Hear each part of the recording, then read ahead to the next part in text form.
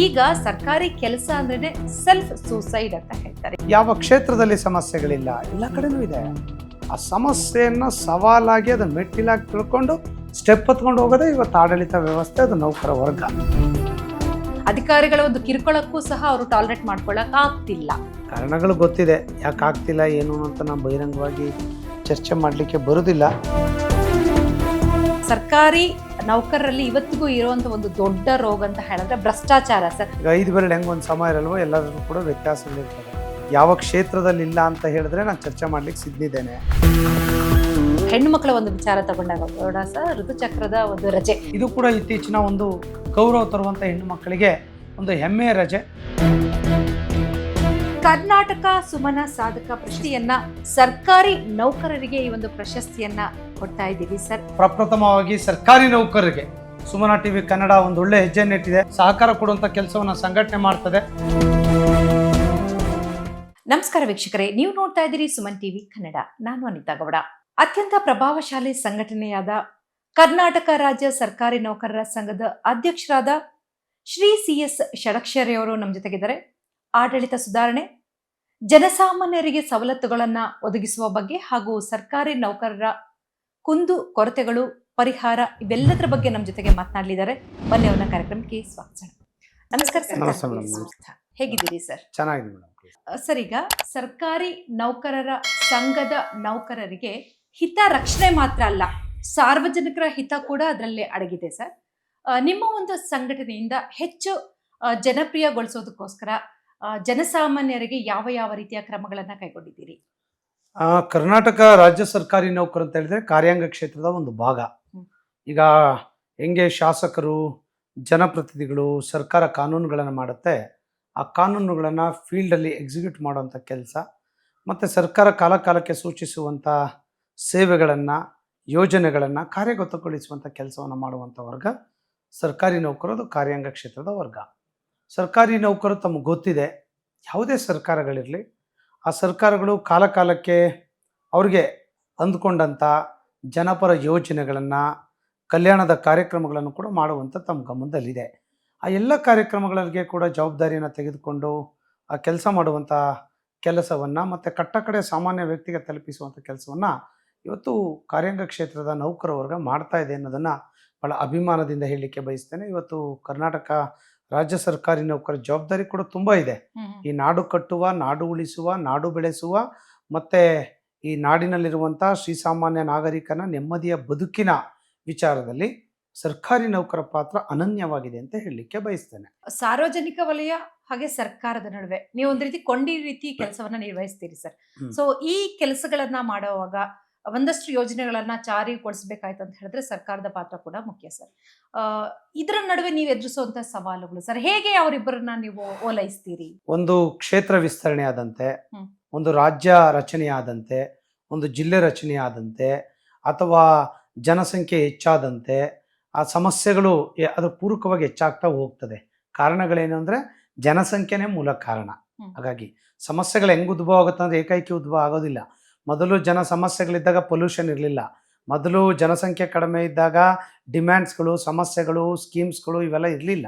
ಆರಾಮಾಗಿ ಕಾಡಿನಲ್ಲೋ ರೈತನೋ ಕುಶಮಿಕನೋ ಒಂದು ಸ್ಮಾಲ್ ಸೆಗ್ಮೆಂಟಲ್ಲಿ ಇದ್ದರು. ಬಟ್ ಈಗ ಹಂಗಾಗಿಲ್ಲ, ಅದಾಗ್ತಿದೆ.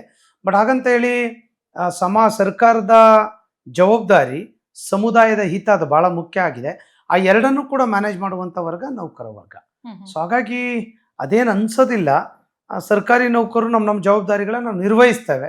ಕಾನೂನು ಇದೆ ಈ ದೇಶದಲ್ಲಿ, ಸಂವಿಧಾನ ಇದೆ, ರೂಲ್ಸ್ ರೆಗ್ಯುಲೇಷನ್ಸ್ಗಳಿದೆ, ಪಾಲಿಸಿ ಡಿಸಿಷನ್ಸ್ಗಳಿದೆ. ಸೊ ಅದರ ಆಧಾರದ ಮೇಲೆ ಏನೇನು ಮಾಡಬೇಕು ಅಂತ ಸರ್ಕಾರ ಹೇಳುತ್ತೆ. ಸೊ ಅದನ್ನು ನಾವು ಮಾಡ್ತೇವೆ.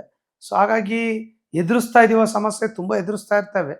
ಸಾರ್ವಜನಿಕರಿಂದನೂ ಎದುರಿಸ್ತೇವೆ, ಸರ್ಕಾರದ ವ್ಯವಸ್ಥೆಗಳಿಂದನೂ ಎದುರಿಸ್ತೇವೆ, ಉನ್ನತ ಮಟ್ಟದ ಅಧಿಕಾರಿಗಳಿಂದನೂ ಆಗ್ತೇವೆ, ಜನಪ್ರತಿನಿಧಿಗಳು, ಗಣ್ಯರು, ಈ ಥರ ಎಲ್ಲ ಕಡೆಯಿಂದ ಆಗ್ತಲೇ ಇರ್ತವೆ. ಬಟ್ ಅವ್ರು ತಪ್ಪು ಮಾಡ್ತಾರ ಹಂಗನ್ನಂಗಿಲ್ಲ, ನಾವು ತಪ್ಪು ಮಾಡ್ತೀವಿ ಅನ್ನಂಗಿಲ್ಲ. ಕೆಲವು ಕಡೆ 2 ಕಡೆಯಿಂದನೂ ಆಗಿರುತ್ತೆ, ಕೆಲವು ಕಡೆ 1 ಕಡೆ ಆಗಿರುತ್ತೆ, ಕೆಲವು ಕಡೆಯಿಂದ ಒಂದೇ ಕಡೆಯಿಂದ ಆಗಿರುತ್ತೆ, ಈ ಥರದ್ದು ಇರ್ತದೆ.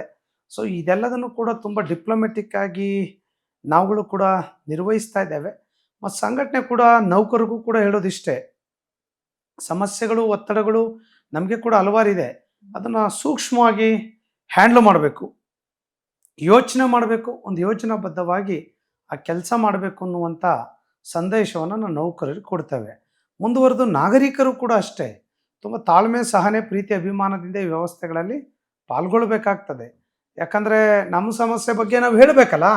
ಇದಾಯಿತು, ಪಾಪ್ಯುಲೇಷನ್ ಎಷ್ಟಾಯಿತು, ಎಷ್ಟಿತ್ತು, 3.5 ಕೋಟಿ ಇತ್ತು, ಇವತ್ತು 7 ಕೋಟಿಗೆ ಬಂದು ನಿಂತಿದ್ದೇವೆ. ಅವತ್ತು 7,43,000 ಜನ ಇದ್ರು, ಇವತ್ತು 5 ಲಕ್ಷ ಜನ ನೌಕರಿದ್ದಾರೆ. ಸ್ಕೀಮ್ಸ್ಗಳು ಜಾಸ್ತಿ ಆಗಿದೆ, ಒತ್ತಡಗಳು, ಪ್ರೆಷರ್ ಇದೆಲ್ಲದೂ ಕೂಡ ಇದೆ. ಸೊ ಹಾಗಾಗಿ ಈ ಎಲ್ಲ ಸಮಸ್ಯೆಗಳನ್ನು ನಾವು ಕೂಡ ಸೂಕ್ಷ್ಮವಾಗಿ ಹ್ಯಾಂಡ್ಲ್ ಮಾಡ್ತಾ ಇದ್ದೇವೆ. ಸೊ ಏನಿವೆ ಸಂಘಟನೆ ಕಡೆಯಿಂದ ಏನು ಮಾಡ್ಲಿಕ್ಕೆ ಸಾಧ್ಯತೆ ಮಾಡ್ತಾ ಇದ್ದೇವೆ.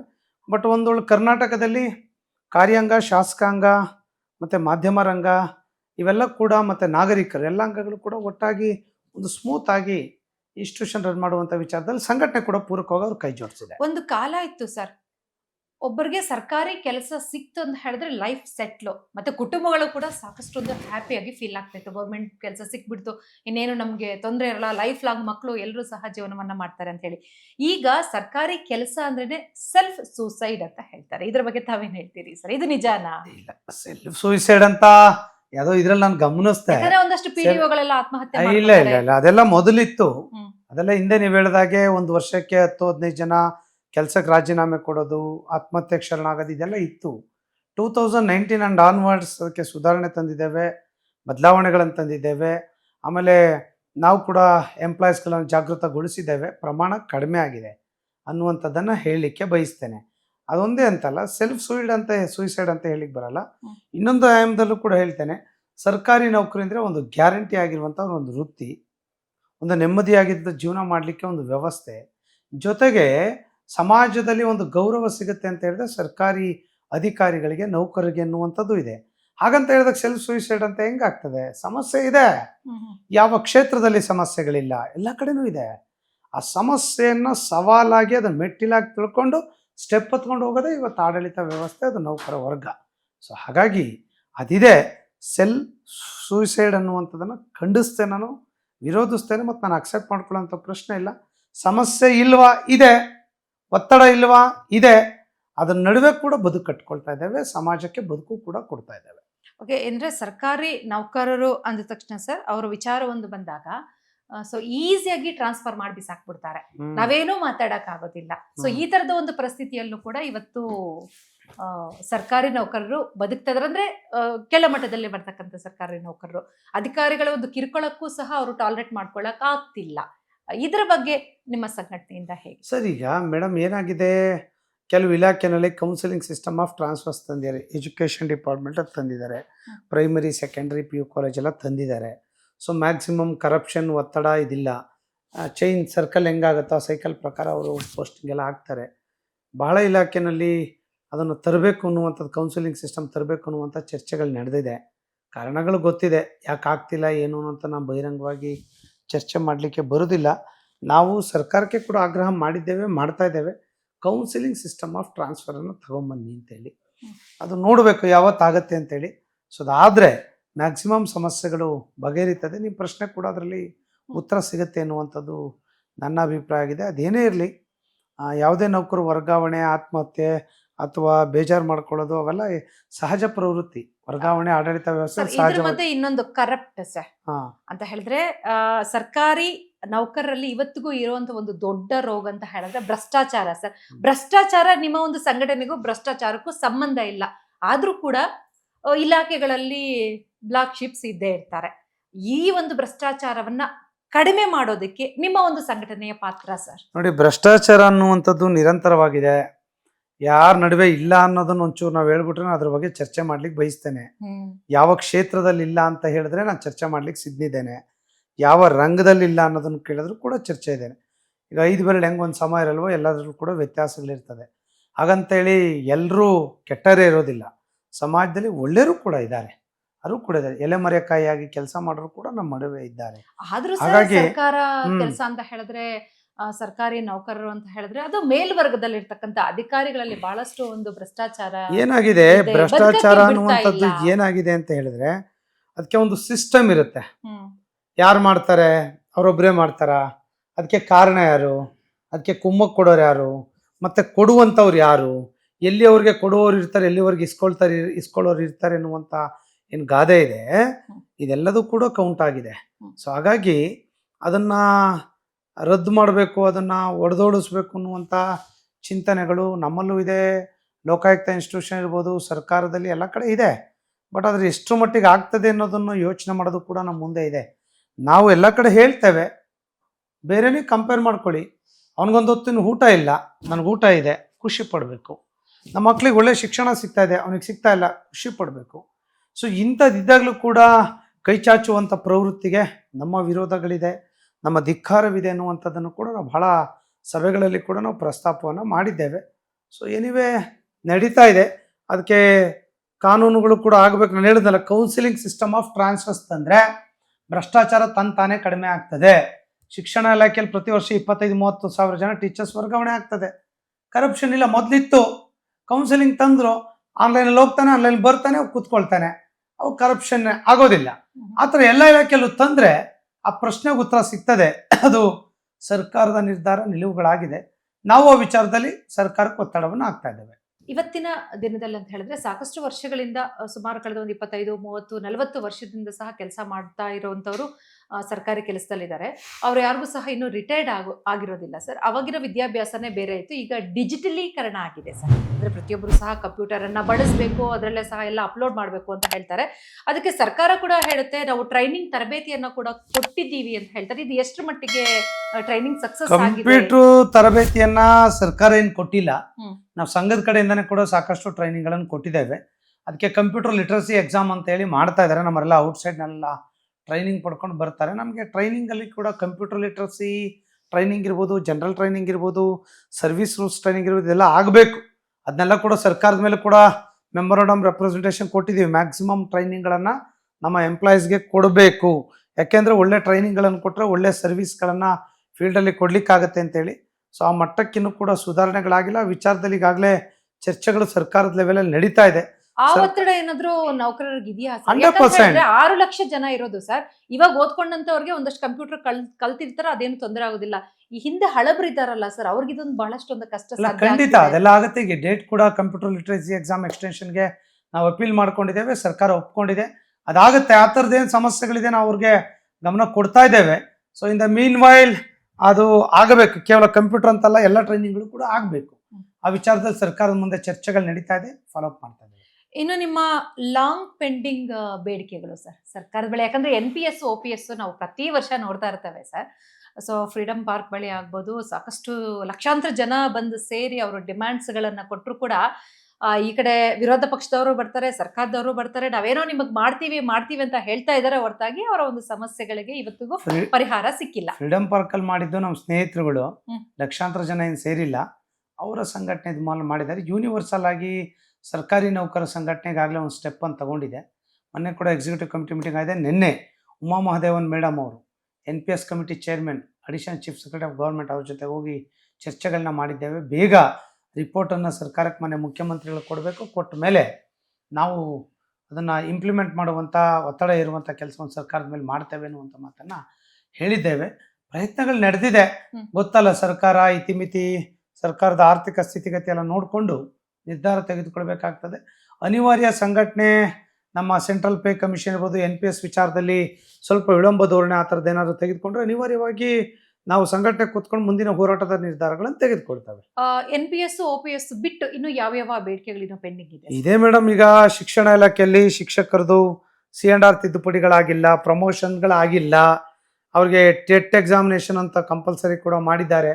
ಇದೆಲ್ಲದೂ ಕೂಡ ನಮ್ಮ ಮುಂದಿರುವಂಥ ದೊಡ್ಡ ಸವಾಲುಗಳು. ಭಾಳ ಇಲಾಖೆಗೆ ಹೋದರೆ ತುಂಬ ಇದೆ. ನಮಗೆ ಸೆಂಟ್ರಲ್ ಪೇ ಕಮಿಷನ್ ಆಗಬೇಕು, NPS OPS ಆಗಬೇಕನ್ನುವಂಥ ಮೇಜರ್ ಡಿಮ್ಯಾಂಡ್ ಇದೆ.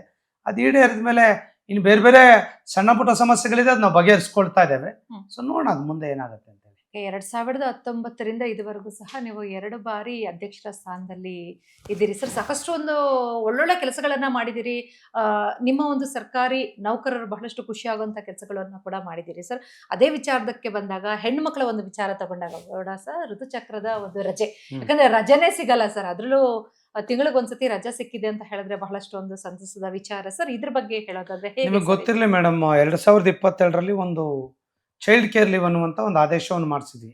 ಇದು ಬಿಡಿ, ಪರ್ ಇಯರ್ಗೆ 12, ಅದು life in a service 180 days, 6 monthsಗಳವರೆಗೆ ಸಂಬಳ ಸಹಿತ ತಮ್ಮ 18 ವರ್ಷದ ಮಕ್ಕಳನ್ನ ಕೇರ್ ಮಾಡ್ಕೊಳ್ಳಿಕ್ಕೆ ರಜೆ ಕೊಡುವಂಥ ಒಂದು ಯೋಜನೆ. ಅದನ್ನು ತಂದಾದ್ಮೇಲೆ ಮತ್ತೆ ಒರಿಸ್ಸಾ ಗೌರ್ಮೆಂಟ್ 2024 ಒಂದು ಆರ್ಡರ್ ಮಾಡ್ತು, ನಮ್ಮ ಮಹಿಳಾ ವರ್ಕಿಂಗ್ ವುಮೆನ್ ಅಫಿಷಿಯಲ್ಸ್ಗೆ ಈ ಥರ ಋತುಚಕ್ರ ರಜೆಯನ್ನು ಕೊಡ್ತೇವೆ ಅನ್ನುವಂಥ ಒಂದು ಆರ್ಡರ್ ಮಾಡ್ತು. ಹಾಗಾಗಿ ನಾವು ಸರ್ಕಾರದ ಮೇಲೆ ಒತ್ತಡವನ್ನು ತಂದು ಮುಖ್ಯಮಂತ್ರಿಗಳಿಗೆ ಚೀಫ್ ಸೆಕ್ರೆಟರಿ ಅವ್ರಿಗೆ ರಿಕ್ವೆಸ್ಟ್ ಮಾಡಿದವಾಗ ಅದು ಲೇಬರ್ ಡಿಪಾರ್ಟ್ಮೆಂಟ್ಗೆಲ್ಲ ಹೋಯ್ತು, ಅವ್ರದ್ದು ಕೂಡ ಮಾಡಬೇಕು ಅಂತಾಯಿತು.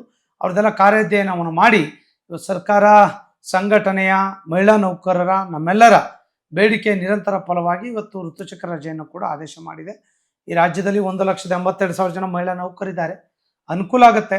ಪ್ರತಿ ತಿಂಗಳು ಅವರ ವೈಯಕ್ತಿಕ ಸಮಸ್ಯೆಗೆ, ಒಂದು ಬದುಕಿಗೆ ಒಂದು ಆಸರೆ ಆಗುವಂಥ ಒಂದು ಯೋಜನೆ ಆಯಿತು.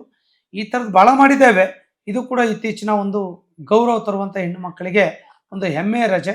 ಹಾಗಾಗಿ ಅದನ್ನೆಲ್ಲ ಕೂಡ ಅವೈಲ್ ಮಾಡ್ಕೊಳ್ತಾರೆ, ಒಂದು ಒಳ್ಳೆಯ ಕೆಲಸ. ಸರ್, ಈಗ ಹೆಣ್ಮಕ್ಳಿಗೆ ರಜೆ ಸಿಕ್ತು ಅಂದ್ಬಿಟ್ಟು ಗಂಡ್ ಮಕ್ಳು ಸಹ ಪುರುಷ ನೌಕರರು ಕೂಡ ಏನೋ ಒಂದಷ್ಟು ಡಿಮ್ಯಾಂಡ್ ಮಾಡ್ತಿದಾರಂತೆ ಸರ್, ಹೊಟ್ಟೆ ಉರ್ಕೋತಾ ಇದಾರಂತೆ, ಇದು ನಿಜಾನ? ಇಲ್ಲ, ಸಹಜ. ಗಂಡು ಮಕ್ಕಳು ಕೇಳಬಾರ್ದು ಅಂತಲ್ಲ, ಇರುವಂಥ ರಜೆಗಳ ಇತಿಮಿತಿಗಳು ಇರ್ತದೆ. ಆದರೆ ಗಂಡು ಮಕ್ಕಳಿಗೆ ಇರೋ ಸಮಸ್ಯೆ ಹೆಣ್ಮಕ್ಳಿಗೆ ಹೋಲಿಕೆ ಮಾಡ್ಲಿಕ್ಕೆ ಸಾಧ್ಯ ಇಲ್ಲ. ಹೆಣ್ಮಕ್ಳಿಗೆ ಅವ್ರದೇ ಆದಂಥ ಸಮಸ್ಯೆಗಳಿರ್ತದೆ, ಅವ್ರದೇ ಆದ ವೈಯಕ್ತಿಕ ಬದುಕು, ಕುಟುಂಬದ ನಿರ್ವಹಣೆ, ಜವಾಬ್ದಾರಿ, ಈ ಥರದ್ದೆಲ್ಲ ಇದೆ. ಆಫ್ಟರ್ 5:30, 6 ಗಂಟೆ 8 ಗಂಟೆ ಮೇಲೆ ಆಫೀಸಲ್ಲಿ ಇರ್ಲಿಕ್ಕೆ ಬರಲ್ಲ, ಅವ್ರದ್ದೇ ಆದ ಸಮಸ್ಯೆಗಳು ಇರ್ತವೆ. ಹಾಗಾಗಿ ಅವ್ರು ಹೇಳೋದೇನು ಕೇಳೋದು ತಪ್ಪು ಅಂತ ಇವ್ರದ್ದು ಇಲ್ಲ, ಅವ್ರದ್ದು ಇಲ್ಲ. ಸೊ ಅದಕ್ಕೆ ಪರಿಹಾರವನ್ನು ಸಂಘಟನೆ ಈಗಾಗಲೇ ಕಂಡುಕೊಂಡಿದೆ ಅಂತ ಹೇಳಲಿಕ್ಕೆ ಬಯಸ್ತಾನೆ. ಓಕೆ, ನಾವೀಗ ಹೆಣ್ಮಕ್ಳ ವಿಚಾರ ಮಾತಾಡ್ತಾ ಇದ್ದೀವಿ ಸರ್. ಪ್ರತಿಯೊಂದು ಇಲಾಖೆಯಲ್ಲೂ, ಖಾಸಗಿ ಆಗ್ಬೋದು ಅಥವಾ ಸರ್ಕಾರಿ ಆಗ್ಬೋದು, ಹೆಣ್ಮಕ್ಳ ಮೇಲೆ ಒಂದು ದೌರ್ಜನ್ಯ ನಡೀತಾ ಇದೆ ಸರ್.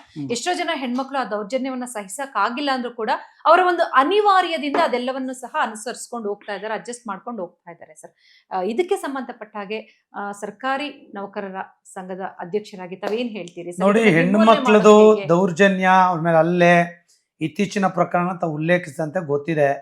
ಯಾವುದೇ ಹೆಣ್ಮಕ್ಳ ಮೇಲೆ ಅಲ್ಲೇ ಥ್ರೆಟ್ ಆಗ್ಬೋದು, ಅಥವಾ ಅವ್ಯಾಚ್ಯ ಶಬ್ದಗಳಿಂದ ನಿಂದನೆ, ಟೀಕೆ, ಟಿಪ್ಪಣಿಗಳು, ಥ್ರೆಟ್ ಈ ಥರದ್ದು ಬಂದರೆ ನಾವು ಜಿಲ್ಲೆ, ತಾಲೂಕು, ರಾಜ್ಯದಲ್ಲಿ ಮುಲಾಜಿಲ್ಲದೆ ಅಲ್ಲಿ ಹೋಗಿ ರಕ್ಷಣೆ ಕೊಡುವಂಥ ಕೆಲಸವನ್ನು ಮಾಡಿದ್ದೇವೆ, ಮಾಡ್ತಾ ಇದ್ದೇವೆ, ಈಗಲೂ ಮಾಡಿದ್ದೇವೆ. ಹಾಗಾಗಿ ಆ ವಿಚಾರದಲ್ಲಿ ಏನೆಲ್ಲ ಹಿಂದೆ ನಾವು ಒಂದು ಕಾನೂನು ತಗೊಂಬಂದ್ವಿ. ವುಮೆನ್ಸ್ ಅಫಿಷಿಯಲ್ ಆಫೀಸಲ್ಲಿದ್ದಾಗ ಅವ್ರು ಲೈವ್ ವಿಡಿಯೋ ಮಾಡೋದು, ರೆಕಾರ್ಡಿಂಗ್ ಮಾಡೋದನ್ನ ರದ್ದು ಮಾಡಬೇಕು ಅನ್ನುವಂಥ ಒಂದು ಕಾನೂನು ಕೂಡ ತಗೊಂಬಂದ್ರೆ ತಮ್ಮ ಗಮನದಲ್ಲಿ ಇದೆ ಅಂತ ಅಂದ್ಕೊಳ್ತೇನೆ. ಅದಕ್ಕೆ ಮುಂಚೆ ಈಗ ಸರ್ಕಾರ ಒಂದು ಕಾನೂನು ಕೂಡ ಮಾಡಲಿಕ್ಕೆ ಹೊರಟಿದೆ. ಏನಂದ್ರೆ ಆನ್ ಡ್ಯೂಟಿ ಅವರ್ಸಲ್ಲಿ ಯಾವುದೇ ಸರ್ಕಾರಿ ನೌಕರ ಮೇಲೆ ಹಲ್ಲೆ ಆಗ್ಬೋದು, ನಿಂದನೆ, ಈ ಥರದ ಪದಗಳನ್ನು ಬಳಸಿದ್ರೆ, ಸರ್ಕಾರಿ ಆಸ್ತಿಗಳನ್ನು ಹಾನಿ ಮಾಡಿದ್ರೆ, ಸೊ ಅವ್ರಿಗೆಲ್ಲ ಕೂಡ ಅವ್ರ ಮೇಲೆ ಪನಿಷ್ಮೆಂಟ್ ಮಾಡುವಂಥ ಒಂದು ಕ್ರಮವಿಡುವಂಥ ಆ್ಯಕ್ಟನ್ನು ಮಾಡಲಿಕ್ಕೆ ಕೂಡ ರಿಕ್ವೆಸ್ಟ್ ಮಾಡಿದ್ದೇವೆ. ಅದು ಮೂಮೆಂಟಲ್ಲಿ ಕೂಡ ಫೈಲ್ ಇದೆ. ಸೊ ಹಾಗಾಗಿ ಅದೆಲ್ಲ ಕೂಡ ಕಾನೂನುಗಳು ಬಂದರೆ ಆ ಪ್ರಶ್ನೆಗೆ ಇನ್ನಷ್ಟು ಕೂಡ ಸ್ಟ್ರಾಂಗ್ ಸಪೋರ್ಟ್ ಸಿಗುತ್ತೆ. ಆ ಕೆಲಸ ಮಾಡ್ತಾ ಇದ್ದೇವೆ. ಇನ್ನೊಂದು ಪ್ರಮುಖವಾಗಿ ಇತ್ತೀಚಿನ ಬೆಳವಣಿಗೆ ಏನಂತ ಹೇಳಿದ್ರೆ ಸರ್, ಪ್ರತಿ ತಿಂಗಳು ಮೊದಲನೇ ಶನಿವಾರ ಖಾದಿ ಉಡುಗೆಯನ್ನ ಎಲ್ಲಾ ಸರ್ಕಾರಿ ನೌಕರರು ಧರಿಸಬೇಕು ಅಂತ ಇದೆ. ಇದರ ಬಗ್ಗೆ ಈಗಾಗಲೇ ಚೀಫ್ ಸೆಕ್ರೆಟರಿ ಅವ್ರ ನೇತೃತ್ವದಲ್ಲಿ ಕಳೆದ ತಿಂಗಳು ಕೂಡ ಮೀಟಿಂಗ್ ಆಗಿದೆ ಮೇಡಮ್.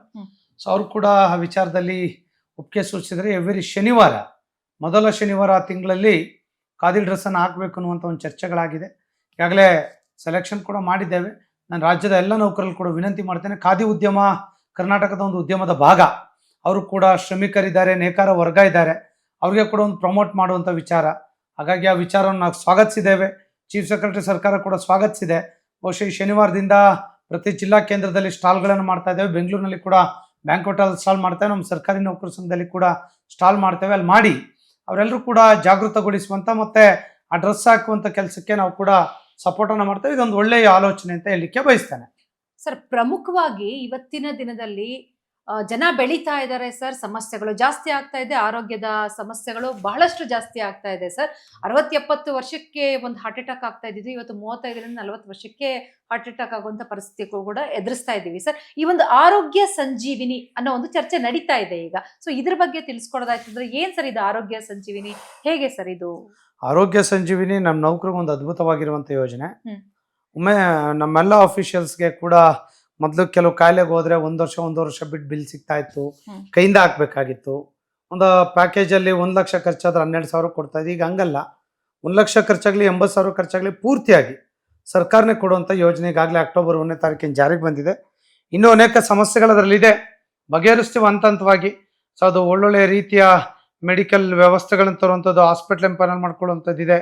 ಅದರಲ್ಲಿ ಖಂಡಿತವಾಗಿಯೂ ಕೂಡ ಯಶಸ್ಸನ್ನು ಸಾಧಿಸ್ತೇವೆ. 2014 CGHS ರೇಟ್ ಈಗ ಎಕ್ಸಿಸ್ಟಿಂಗ್ ಇದೆ. 2025 ರಿವೈಸ್ ರೇಟ್ ಕೂಡ ಬಂದಿದೆ. ನಾವು ಎಂಪ್ಲಾಯೀಸ್ ಕಾಂಟ್ರಿಬ್ಯೂಷನ್ ಕೂಡ ಕೊಡೋದ್ರಿಂದ ಸರ್ಕಾರ ಅದನ್ನು ಒಪ್ಕೊಳ್ತದೆ. ಒಪ್ಪಿದ ಮೇಲೆ ಅನಿವಾರ್ಯವಾಗಿ ಅದನ್ನ ಅಲ್ಲ ಸರ್, ಜಾರಿಗೆ ಈಗ ತರುವಂತ ಕೆಲಸ ಆರೋಗ್ಯ ಮಾಡ್ತೇವೆ. ಸಂಜೀವಿನಿ ಮಾಡಿಸಿಲ್ಲ ಅಂತ ಹೇಳಿದ್ರೆ ಪ್ರತಿ ತಿಂಗಳು ಒಂದು 1,000 ರೂಪಾಯಿ ಕಟ್ಟಾಗಿಲ್ಲ ಅಂತ ಹೇಳಿದ್ರೆ ಸಂಬಳ ಕೊಡಲ್ಲ ಅಂತ ಏನೋ ಹೋಲ್ಡ್ ಮಾಡಿದಾರಂತಲ್ಲ, ಏನ್ ಸರ್ ಆಗಿಲ್ಲ ಇದು? ಇಲ್ಲ ಆ ಥರದ್ದೇನಿಲ್ಲ, ಸಂಬಳ ಅಂತ ಹೋಲ್ಡ್ ಮಾಡಿಲ್ಲ. ಈ ವ್ಯಾಪ್ತಿಗೆ ಬನ್ನಿ, ಫೆಬ್ರವರಿವರೆಗೆ ಟೈಮ್ ಕೊಟ್ಟಿದ್ದೇವೆ. ನಾನು ಅಲ್ಲಿ ಇರ್ಬೋದು ಅಥವಾ ಹೊರಗಡೆ ಬರಲಿಕ್ಕೆ ಕೂಡ ಅವಕಾಶವನ್ನ ಫೆಬ್ರವರಿವರೆಗೆ ಕೊಟ್ಟಿದ್ದೇವೆ. ಹಾಗಾಗಿ ಯಾವುದು ಬಲವಂತದ ಯೋಜನೆ ಅಲ್ಲ. ಅವ್ನ ಇಷ್ಟ ಇದ್ರೆ ಪ್ರತಿ ತಿಂಗಳು 350 ರೂಪಾಯಿ ಕೊಡ್ಬೋದು. ಮೊನ್ನೆ ಯಾರೋ 352 ತಿಂಗಳು 3 ತಿಂಗಳು ಕಟ್ಟಿದ್ರು, 80,000 ಬೆನಿಫಿಟ್ ತಗೊಂಡ್ರು. ಹಾಗಾಗಿ ಮಕ್ಕಳು, ಕುಟುಂಬ, ಅವ್ರ ತಂದೆ ತಾಯಿ, ವಿಶೇಷವಾಗಿ ಮಹಿಳಾ ನೌಕರ ತಂದೆ ತಾಯಿ ಕೂಡ ಈ ಸೌಲಭ್ಯವನ್ನು ಪಡೀಲಿಕ್ಕೆ ಆಗ್ತದೆ. ಈಗಾಗಲೇ 50% ರೀಚ್ ಆಗಿದ್ದೀವಿ, ಇನ್ನೂ 50% ಹರ್ಡಲ್ಸ್ ಇದೆ. ಹೊಸ ರೇಟ್ ಮುಖ್ಯಮಂತ್ರಿಗಳ ಅನುಮೋದನೆಗೆ ಹೋಗಿದೆ, ಅದು ಬಂದ ಮೇಲೆ 100ಕ್ಕೆ 100 ಆ ಕೆಲಸ ಕೂಡ ಆಗ್ತದೆ ಅಂತ ಹೇಳಲಿಕ್ಕೆ ಬಯಸ್ತೇನೆ. ಸರ್, ಇದೇ ಮಾರ್ಚ್ 14ನೇ ತಾರೀಕು ನಮ್ಮ ಸುಮನ್ ಟಿವಿ ಕನ್ನಡದಿಂದ ಕರ್ನಾಟಕ ಸುಮನ ಸಾಧಕ ಪ್ರಶಸ್ತಿಯನ್ನ ಕರ್ನಾಟಕದಲ್ಲಿ ಅಂದ್ರೆ ಬೇರು ಮಟ್ಟದಲ್ಲಿ ಕೆಲಸ ಮಾಡಿರ್ತಕ್ಕಂಥ ಸರ್ಕಾರಿ ನೌಕರರಿಗೆ ಈ ಒಂದು ಪ್ರಶಸ್ತಿಯನ್ನ ಕೊಡ್ತಾ ಇದ್ದೀವಿ ಸರ್. ಇದ್ರ ಬಗ್ಗೆ ತಾವೇನ್ ಹೇಳೋದಕ್ಕೆ ಬಯಸ್ತೀರಿ? ಸುಮನ್ ಟಿವಿ ಕನ್ನಡ ಈ ಒಂದು ಮಾಧ್ಯಮದವರು ಫೆಬ್ರವರಿ ತಿಂಗಳಿನಲ್ಲಿ 14ನೇ ತಾರೀಕು ಬೆಂಗಳೂರು ನಗರ ಜಿಲ್ಲೆಯ ಜೊತೆ ಬೆಂಗಳೂರು ಗ್ರಾಮಾಂತರ ಜಿಲ್ಲೆಯೂ ಕೂಡ ಸೇರಿದಂತೆ ಈ ಪ್ರಶಸ್ತಿಗಳನ್ನು ಕೊಡಮಾಡಲಾಗ್ತದೆ. ಈ ಸಂಬಂಧವಾಗಿ ನಾವು ಕೂಡ ಅವರು ಕೂಡ ನಮಗೆ ರಿಕ್ವೆಸ್ಟ್ ಮಾಡಿದ್ದಾರೆ. ಸುಮನ ಟಿವಿ ಕನ್ನಡದವರು, ಸರ್ ನಿಮ್ಮಲ್ಲಿ ಒಳ್ಳೊಳ್ಳೆ ಅಧಿಕಾರಿ ನೌಕರಿದ್ದಾರೆ, ಎಲೆಮರೆ ಕಾಯಿಯಾಗಿ ಕೆಲಸ ಮಾಡ್ತಾ ಇದ್ದಾರೆ, ಪ್ರಾಮಾಣಿಕವಾಗಿ ಕೆಲಸ ಮಾಡೋರಿದ್ದಾರೆ, ದಕ್ಷತೆಯಿಂದ ಕ್ರಿಯಾಶೀಲವಾಗಿ ಕೆಲಸ ಮಾಡ್ತಾರಂತರಿದ್ದಾರೆ. ಅವರನ್ನು ಗುರುತಿಸುವಂಥ ಕೆಲಸವನ್ನು ತಾವು ಮಾಡಿಕೊಟ್ರೆ ಅವ್ರಿಗೆ ಸುಮನ ಸಾಧಕರನ್ನುವಂಥ ಒಂದು ಪುರಸ್ಕಾರ ಕೊಡ್ತೇವೆ ಅಂತ ಹೇಳಿದ್ದಾರೆ. ಹಾಗಾಗಿ ನಾನು ವಿನಂತಿ ಮಾಡ್ಕೊಳ್ತೇನೆ ಕರ್ನಾಟಕ ರಾಜ್ಯ ಸರ್ಕಾರಿ ನೌಕರ ಸಂಘದಿಂದ, ಯಾರ್ಯಾರು ಒಳ್ಳೊಳ್ಳೆ ಅಧಿಕಾರಿಗಳ ನೌಕರು ನಾವಿದ್ದೇವೆ, ನಿಮ್ಮ ವ್ಯಾಪ್ತಿನಲ್ಲಿ ಒಳ್ಳೊಳ್ಳೆ ನೌಕರಿದ್ದಾರೆ, ಅವ್ರ ಹೆಸರು ಅವ್ರ ವಿಳಾಸವನ್ನು ಗುರುತಿಸಿ ನಮಗೆ ಕಳಿಸ್ಕೊಟ್ರೆ ನಾವು ಸುಮನ ಟಿವಿ ಕನ್ನಡದವ್ರಿಗೆ ಕಳಿಸ್ಕೊಡ್ತೇವೆ. ಅವರು ಆಯ್ಕೆ ಮಾಡುವಂಥ ಕೆಲಸವನ್ನು ಮಾಡ್ತಾರೆ. ಖಂಡಿತ ಒಳ್ಳೊಳ್ಳೆಯ ನೌಕರು ಅಧಿಕಾರಿಗಳನ್ನು ಗುರುತಿಸೋದಕ್ಕೆ ಒಂದು ವೇದಿಕೆ, ಒಂದು ಚಾನಲ್, ಕನ್ನಡ ನ್ಯೂಸ್ ಚಾನಲ್ ಈ ಒಂದು ಕೆಲಸವನ್ನು ಮಾಡ್ತಾ ಇದೆ. ಸುಮನ ಟಿವಿ ಕನ್ನಡ ಒಂದು ಒಳ್ಳೆ ಹೆಜ್ಜೆಯನ್ನಿಟ್ಟಿದೆ. ಪ್ರಪ್ರಥಮವಾಗಿ ಸರ್ಕಾರಿ ನೌಕರರಿಗೆ ಈ ಅವಾರ್ಡನ್ನು ಕೊಡ್ತಾ ಇರೋಂಥದ್ದು ಕೂಡ ತುಂಬ ಒಳ್ಳೆಯ ಬೆಳವಣಿಗೆ. ಅವ್ರಿಗೆ ಸಹಕಾರ ಕೊಡುವಂಥ ಕೆಲಸವನ್ನು ಸಂಘಟನೆ ಮಾಡ್ತದೆ. ದಯಮಾಡಿ ಆಸಕ್ತರೇನಾದರೂ ಕೂಡ ಇದ್ದರೆ ಅಥವಾ ನಿಮ್ಮ ವ್ಯಾಪ್ತಿಯಲ್ಲಿ ಯಾರಾದರೂ ಕೂಡ ನಾಮಿನೇಷನ್ ಮಾಡೋದು ನಿಮ್ಗೆ ಗೊತ್ತಿರೋರು ಇದ್ದರೆ ಆ ರೆಫರನ್ನು ಕರ್ನಾಟಕ ರಾಜ್ಯ ಸರ್ಕಾರಿ ನೌಕರ ಸಂಘ ಬೆಂಗಳೂರು ಕಬ್ಬನ್ ಪಾರ್ಕ್ ವಿಳಾಸಕ್ಕೆ ತಾವು ಕಳಿಸ್ಕೊಡಿ, ನಾವು ಅವ್ರಿಗೆ ಕಳಿಸ್ಕೊಡ್ತೇವೆ. ಪ್ರಾಮಾಣಿಕರಿರಲಿ, ಕಳಕಳಿ ಇರಲಿ, ಕ್ರಿಯಾಶೀಲರ ಆಯ್ಕೆ ಮಾಡಿ ಅಂತೇಳಿ ಈ ಸಂದರ್ಭದಲ್ಲಿ ತಾವು ಶಿಫಾರಸ್ ಮಾಡಬೇಕಾಗಿ ವಿನಂತಿ ಮಾಡ್ಕೊಳ್ತೇನೆ. ನಮಸ್ಕಾರ. ವೀಕ್ಷಕರೇ, ಇದುವರೆಗೂ ನೋಡಿದ್ರಲ್ಲ, ಪ್ರತಿಯೊಂದು ಇಲಾಖೆಯಲ್ಲೂ ಕೂಡ ಅದರದ್ದೇ ಆದಂತ ಸಮಸ್ಯೆಗಳಿರುತ್ತೆ. ಅದರಲ್ಲೂ ಸರ್ಕಾರಿ ನೌಕರರಿಗೂ ಸಹ ಸಾಕಷ್ಟೊಂದು ಸಮಸ್ಯೆಗಳು, ತೊಂದರೆಗಳಿರುತ್ತೆ. ಸರ್ಕಾರಿ ನೌಕರರ ಸಮಸ್ಯೆಗಳು ಹಾಗೂ ಸರ್ಕಾರದ ನಡುವೆ ಸಮಸ್ಯೆಗಳನ್ನ ಬಗೆಹರಿಸುವಲ್ಲಿ ಕರ್ನಾಟಕ ರಾಜ್ಯ ಸರ್ಕಾರಿ ನೌಕರರ ಸಂಘದ ಸಂಘಟನೆ ಸಾಕಷ್ಟೊಂದು ಕೆಲಸವನ್ನ ಮಾಡ್ತಾ ಇದೆ. ಈ ಒಂದು ಸಂಘಟನೆ ಹೀಗೆ ಕೆಲಸವನ್ನ ಮಾಡಿ ಎಲ್ಲರ ಸಮಸ್ಯೆಗಳನ್ನ ಬಗೆಹರಿಸಲಿ ಅಂತ ಹೇಳೋದೇ ನಮ್ಮ ಒಂದು ಕಾರ್ಯಕ್ರಮದ ಉದ್ದೇಶ. ನಮಸ್ಕಾರ. ಸುಮನ್ ಟಿವಿ ಕನ್ನಡದಲ್ಲಿ ಜಾಹೀರಾತು ನೀಡಲು ಸಂಪರ್ಕಿಸಿ 9686376663.